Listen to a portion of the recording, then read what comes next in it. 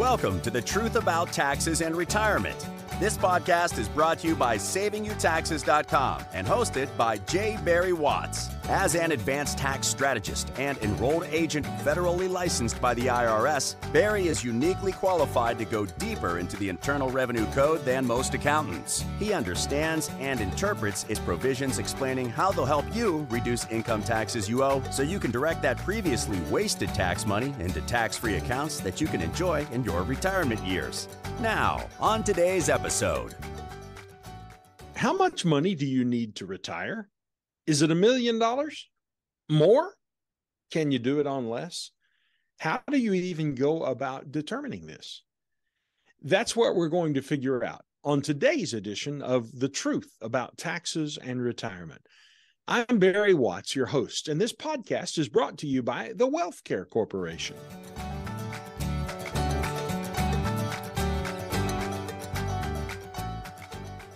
The WealthCare Corporation is a national personal wealth management firm that helps people retire with confidence, age with dignity, and create legacy for generations to follow. They do that by taking a personalized approach that is unique to every client. It always starts with taxes as the centerpiece strategy, because while you may do well with savings and investments, it isn't going to matter if you don't get the taxes right. Once you have minimized taxes and eliminated or reduced them as much as possible, then it becomes a matter of understanding simple strategies designed to reduce or eliminate risk, obvious ways to interpret what the markets are telling you so you know whether to be invested in the markets or on the sidelines, and more specifically, which segments of the economy to be in or out of at any given time. All of that allows you to approach retirement with a greater sense of confidence, but it doesn't stop there. When you know that a plan is in place to protect you from long-term care risk, and you've got tools to leave a financial and moral legacy to your children and grandchildren, well, you can not only take a more relaxed approach toward retirement, but you can also know you'll be making a difference in the life of your family for generations to come. If you're interested in finding out more, go to www.savingyoutaxes.com, and there you can learn all about the fine work the team of accountants, actuaries, and advisors does in designing retirements at the WealthCare Corporation.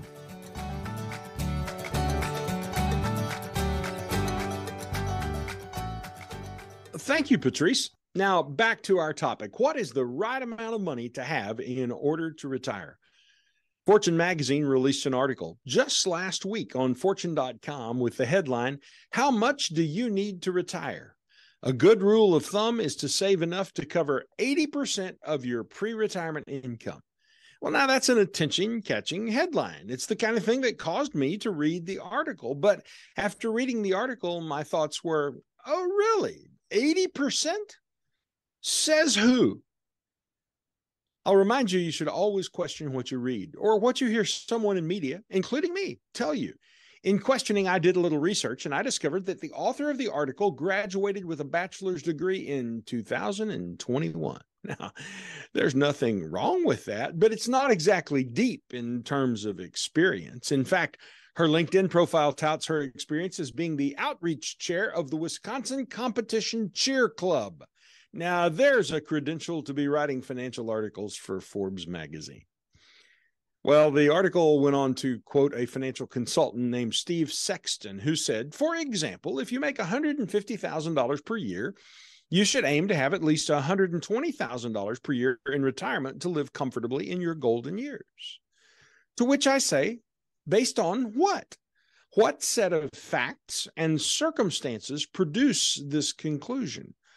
Or did you just make that up? By the way, I looked up this guy as well, and if he has any financial or retirement planning credentials, he's hiding them well. His website does say that he began his career in the insurance and financial industry with the Automobile Club of Southern California. And for the past 17 years, he's developed his own financial advice business. But it doesn't identify any credential he has to be offering advice. In fact, his website says that his company, quote, does not offer tax, legal, or investment advice, end quote. And it goes on to say, always consult with qualified professionals concerning your own situation.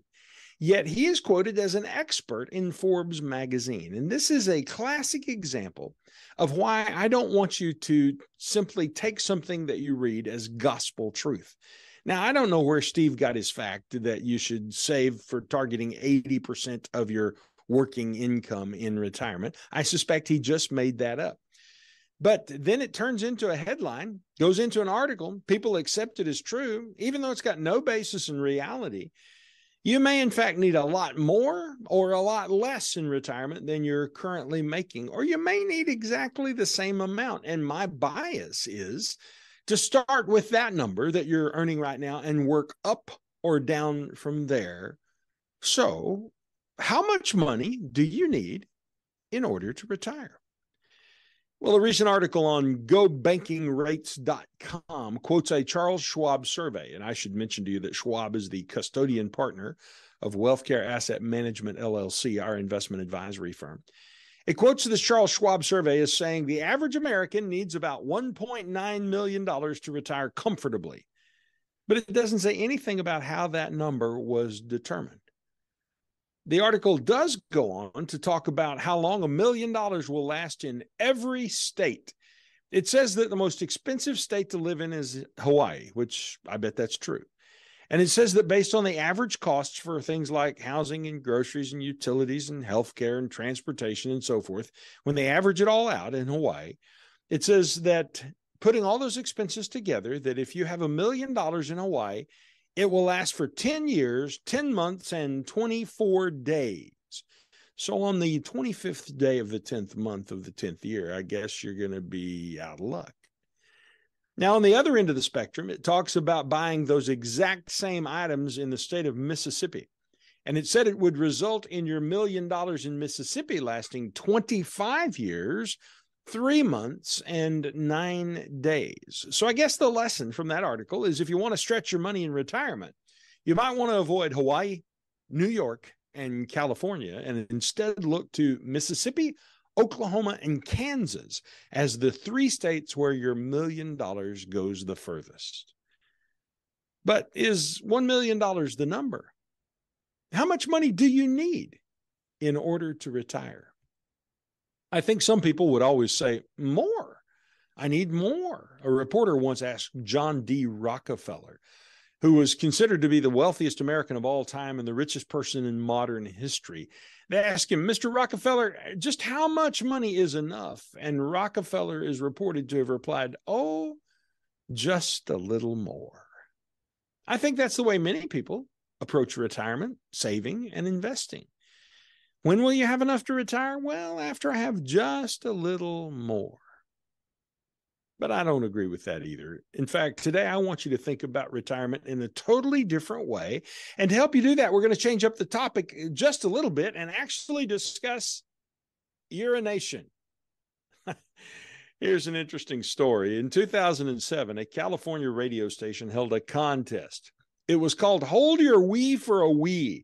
You remember that a Wii is the computer game that you can play on your television. You can play tennis, or you can throw a ball, or you can bat each box with each other, all these kinds of things. So that's what a Wii is. And the contest was Hold Your Wii. In other words, don't go to the bathroom. And whoever can do that for the longest will win a Wii, the computer game. So there's this 28-year-old girl named Jennifer Strange. I say she's a girl. I suppose at 28, you qualify as a young woman. And she finished 6 liters of water in 3 hours before bowing out. Later that night, she died from hyponatremia, a swelling of the cells due to low sodium in the blood. Now, if you walked up to a stranger on the street and asked, is water a good thing? You'd overwhelmingly hear the answer, yes. But as Jennifer Strange's story shows, the amount matters. It's not just the substance, it's the amount. Now, inherently, we know this to be true. Sunshine is great, but sunburn is bad. A dish of ice cream is delicious, but a gallon of ice cream makes you a glutton. A weekend with extended family is precious, but a month with the same people will make you go crazy. And so we know that moderation is a good thing, but when it comes to money, we all become Rockefellers and we say, oh, just a little more. Yet, Is there a point at which too much money has a negative effect on happiness? Can too much wealth produce anxiety? Can it damage your family? We all know stories of rich kids who grew up spoiled and detached from reality. I remember a young man in his 20s working in the Florida real estate market, making over $1 million a year. This was back before the crash and the Great Recession of 2008. I was sitting with him in a meeting in Chicago when he turned to me because he knew that our planning approach centered strategically around taxes. And he said to me, "You know, Barry, once you pay the taxes, $1 million really isn't all that much." Really? You're 25 years old and $1 million isn't all that much. Now, I just want to let you conjecture about this young man for a moment. Do you suppose he was living a well-grounded life in his mid-20s making $1 million a year? I can answer the question for you. It was no. He was flying privately. Commercial jets with the common masses were not acceptable to him. He bedded multiple women every week, and he was drinking a way too much expensive whiskey. Certainly, it's possible to actually have too much money, and I'd argue that maybe he did. But one of the other things that we all know about too much money is that relationships with friends can deteriorate as net worth is increased. I just sat with a banker a few days ago at lunch who told me about his own father who had sold his company when he was 34 years old, and he had enough money to retire, so he did. But there was only one problem. In this middle-sized 10,000 or so people town that he lived in, all of his dad's friends weren't retired. They still had to work. So though Dad had money, he didn't have anyone left to play with. They couldn't go fishing in the middle of the day. They couldn't take a drive up through the mountains next week. And as a result, his friendship circle just began to diminish. And today his dad is in his 70s and he's socially isolated from all the people that he used to love. Unintentionally, having money separated him. So there is some point at which money has a diminishing return on happiness. I don't know where that point is. It's going to be different for every person, but I want you to think of it like an upside down V. So you've got an upside down V that's open to the bottom. It's the V of happiness. As you climb the outer leg of the V, you get happier and happier with each move upward. But at some point, one more move upward doesn't increase your happiness. In fact, one more move might start you over the top of the V and back down the other side and begin diminishing your happiness. So, what is the right amount of money to maximize your happiness? When do you have the right amount of money to be able to retire? Well, there's something I think that you should think about. Accumulating money shouldn't be about being rich. It should be about being wealthy. Do you know the difference between rich and wealthy? Being rich is about having a lot of money. Being wealthy, on the other hand, is about having control of your time. When you're wealthy and you have control of your time, you can do what you want, when you want, how you want, with who you want. That is wealth. So I want to encourage you not to focus on being rich. Focus instead on accumulating enough money that you can be wealthy and control your own time. So you can go to work if you want to. You can sleep in if you want to. You can go fishing or see grandkids or work in the garden or volunteer or go to the library or learn to play the piano if and when you want to. That is the definition of wealth. So with that in mind, how can you ever know what the right amount of money is to retire on? I think what you've got to do is shift your mind and think a bit differently. You see, you can't spend wealth and you can't spend riches. The only thing you can spend is actually income. So the purpose of your money is to produce for you an income stream. And that stream of consistent income coming in every month is what funds your retirement. So it doesn't matter how rich you are. It doesn't matter how wealthy you are. It doesn't matter how much money you have. What matters is how much income you have. The purpose of all that you have accumulated is the production of monthly income. So the way to answer the question about what is enough, the right amount of money to retire on, is to ask, How much monthly income do you need? Now, I'm always amazed at how people struggle with this. One lady making $1 million a year recently told me that her monthly income need was between $800 and $1,000 a month. Really? Really? You make $1 million a year and all you need is $800 or $1,000 a month? Well, she readily admitted that she really didn't have any idea what it cost her to live because she just spent whatever she wanted to, and she'd never had to worry about money or keep track of what she spent. So she couldn't answer the question. And I think it's astonishing that people can't figure out how much monthly income they need. But it's really simple. You start with the monthly income that you receive now. Is it enough? Or do you need more? Or is it more than enough? You've actually got excess. Start with what you're receiving now, and then we can work from there to establish your income need for right now. Now, in the case of the person who's making $1 million who doesn't keep track, perhaps here's another way to do it. Look back over 6 months worth of bank statements and see how many total dollars have averaged going out of your bank account each month for the past 6 months or a year. That might give you a good starting point to figure out what you are actually spending. But once we know what your monthly number is, then we have this very magical process, this thing that is called math. We can take your number and we can figure out how much that number will need to grow each year to offset inflation. So we'll know how much you're going to need every year for the rest of your life until you turn 100 years old. And once we know that number, we can then subtract out the income that you are guaranteed to receive from Social Security or pensions. And after we subtract the Social Security and pensions out, then we will know how much money your investments will have to provide. And it's then that we have the answer to the question, how much money do you need in order to retire? You need enough to be able to fund your monthly income for the rest of your life until you die, which we always say happens at age 100. Now, maybe you'll discover that you're already there. You've got enough money to fund your monthly income. And if that's the case, congratulations. Maybe you'll discover that you don't have enough money to fund your monthly income. And if you don't have enough, then you can figure out how to work with what you do have. And we'll help you think through that process. Maybe you have another asset you could convert to cash, or maybe you work 2 years longer, or maybe you marry a rich woman. But the point is, once you know what your monthly number is, then it becomes doable. You can adjust things and work toward achieving it. You may not need $1 million, or you may need $2 million.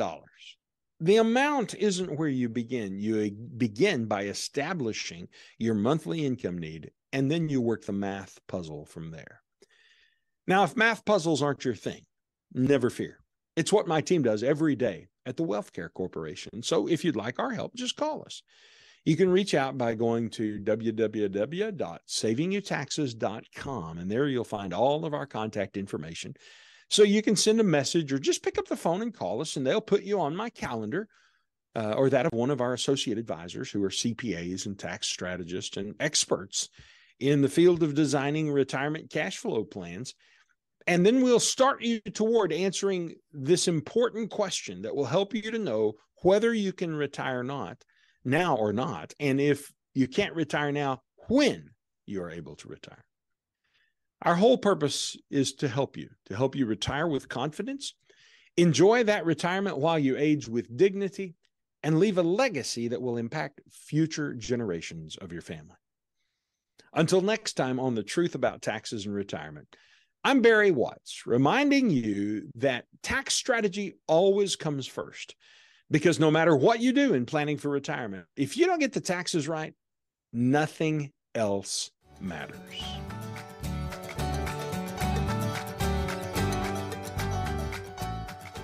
This podcast is a production of the Wealth Care Corporation, found on the web at savingyouTaxes.com. The concepts discussed are for informational and educational purposes only and should not be implemented without first consulting with your own legal, tax, and investment counsel.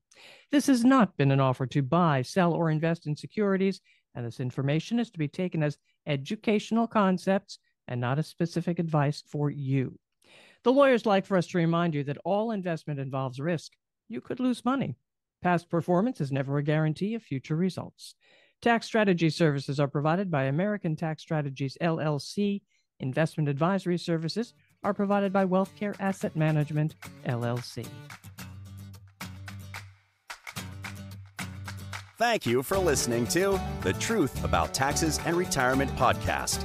Click the subscribe button below to be notified when new episodes become available. The information covered and posted represents the views and opinions of the guests and does not necessarily represent the views or opinions of SavingYouTaxes.com. The content has been made available for informational and educational purposes only and is not intended to be a substitute for professional tax and investment advice. Always seek the advice of your own qualified advisor with any questions you may have regarding taxes and investing.